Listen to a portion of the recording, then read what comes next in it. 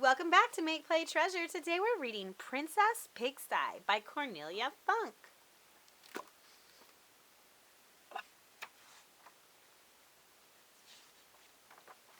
Drusilla, Rosalinda, and Isabella were real princesses. Their beautiful clothes filled 30 walk-in closets. They had footmen to blow their noses for them and ladies-in-waiting to tidy up their rooms, hang up their clothes, and polish their crowns until they shone. Every morning, 3 teachers taught them royal behavior. How to sit on a throne without fidgeting, how to curtsy without falling over, how to yawn with your mouth closed, and how to smile for a whole hour without taking a break. 6 footmen swept up the crumbs that fell from their plates, and 6 ladies-in-waiting made sure they didn't get the tiniest scratch while playing. The princesses didn't feed their ponies and pet monkeys. Oh no, they had 3 stable hands to do that. They even had their 3 servants whose job it was to carry 3 cushions around so that the royal behinds always had something soft to sit on. What more could a princess wish for? Our children must be the happiest children in the world, said her mother, the queen, every day. But Isabella, the youngest princess, wasn't happy. Not one bit. Every night she sat by the window, looked up at the moon, and sighed. One morning, Isabella jumped out of bed and shouted in such a loud voice, the whole castle woke up. I am tired of being a princess. It's boring, boring, boring! Her older sisters looked up from their feather pillows in surprise. I want to get dirty, cried Isabella, bouncing around on the bed. I want to blow my own nose. I don't want to smile all the time. I want to make my own sandwiches. I don't want to have my hair curled ever again. I do not want to be a princess anymore. And with that, she took her crown and threw it out the window. Splash! It landed in the goldfish pond. There'll be trouble now, said Drusilla, and rang her bell. The door flew open, and in marched 6 servants. May we ready your highnesses for breakfast, purred the head footman. Rosalinda and Drusilla sat down in front of their mirrors right away, but Isabella scrambled quick as a flash under her bed. Your Highness, cried the head footman, I beg you come out from under there. No, I don't want to be dressed, Isabella called out. I don't want to have my hair curled. Yuckity yuck, I can't stand it. I'll wash myself in the fish pond. Yourself? cried the footman in horror. In the fish pond? Goodness gracious. And the head footman immediately sent for the king. Isabella, thundered the king in such a loud voice that his wig slipped out of place. Come out from under that bed immediately. No, replied Isabella. I don't want to be a princess anymore. I'd rather starve down here. Pull her out, ordered the king.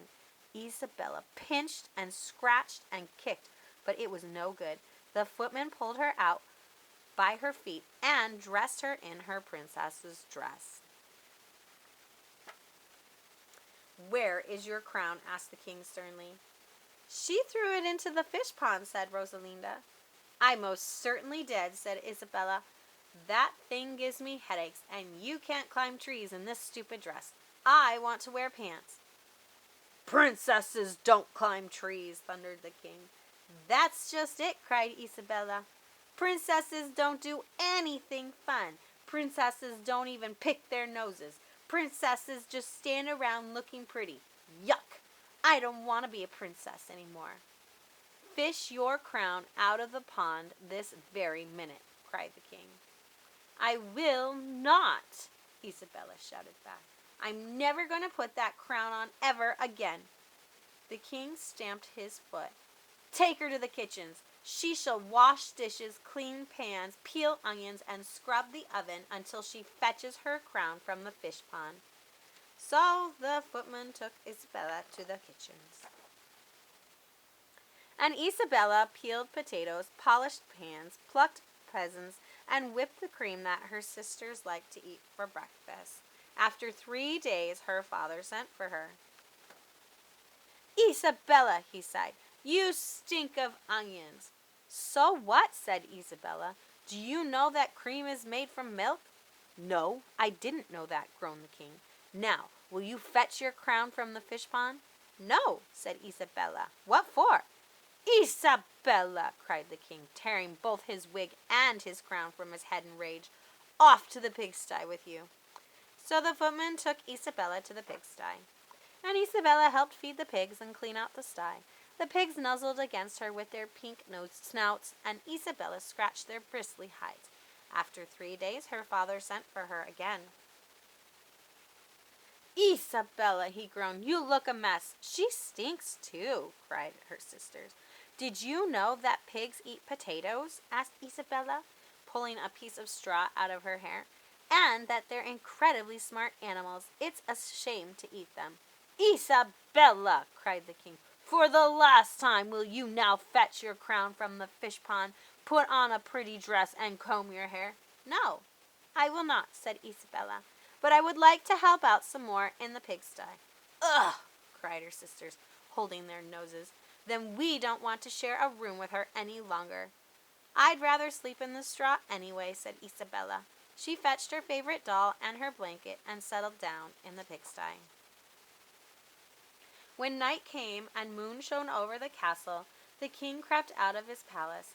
He went to the fish pond and fished out his youngest daughter's crown. Then he went to find her in the pigsty. Oh, my little daughter, he said, and sat down next to her on the straw. You are dirty, and your hair feels like straw, but you look happy. Yes, Daddy, said Isabella. I'm happier than I've ever been before in my entire life. Good, the king sighed. Here's your crown. You may do as you wish with it as long as you come back to the castle. I miss you. I suppose I can wear it now and then, said Isabella. Perhaps when I'm feeding the chickens or picking blackberries. Did you know that you can make jam out of blackberries? No, I didn't know that, said the king, but one of these days you can show me how it's done. He gave his daughter a big fat kiss on her dirty cheek, and she kissed him on his big fat nose. Then they walked back to the castle hand in hand. Isabella still sleeps in the pigsty quite a lot. She gave her fancy clothes to the cook's daughter, and as for curly hair, Isabella never let anybody curl her hair, ever again. The end. What a cute book. Remember to be true to yourself, and remember to like and subscribe so you can keep up with our reading events and activities. Catch you next time on Make, Play, Treasure. Bye!